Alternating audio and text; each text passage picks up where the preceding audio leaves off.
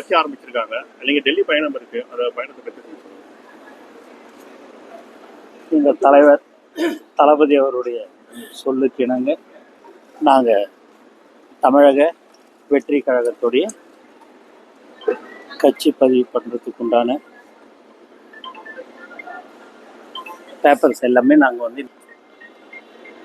கொடுத்துருக்குறோம்.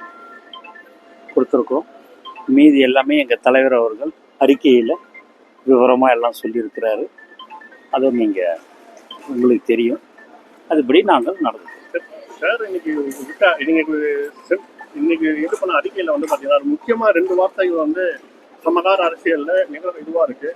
அதில் முக்கியமான வந்து பார்த்தீங்கன்னா ஊழல் மறைந்த அரசியல் கலாச்சாரம் ஒரு புறம் என்றால், நம் மக்களை சாதி மத வேதங்கள் வாயிலாக பிளவுபடுத்தும் அரசியல் என்று இருபுறமும் மக்கள் வந்து அவதிக்குள்ளாகிட்டுன்னு சொல்லியிருக்காங்க.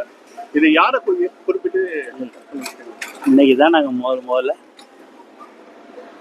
ஆரம்பிச்சிருக்கிறோம்.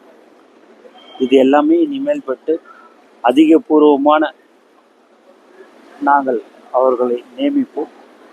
அவர்களிடம் நீங்கள் எந்த கேள்வியாக இருந்தாலும் கேளுங்க, அவங்க அதுக்கு உண்டான பதிலை சொல்லுவாங்க. எதுவாக இருந்தாலும் தலைவருடைய அனுமதி பெற்றுதான் நான் எதுவாக இருந்தாலும் சொல்ல முடியும் என்பதை இந்த நேரத்தில் நான் தெரிவித்துக் கொள்கிறேன். தளபதியுடைய ரசிகர்கள் தலைவருக்கு எல்லோரும் வாழ்த்து தெரிவித்தார்கள். எல்லா இடத்துலையுமே ரசிகர்கள், தொண்டர்கள், நிர்வாகிகள் மிக சிறப்பாக தமிழக வெற்றி கழகத்தை வரவேற்கிறார்கள் என்பதை இந்த நேரத்தில் நான் மகிழ்ச்சியுடன் தெரிவித்துக் கொள்கிறேன்.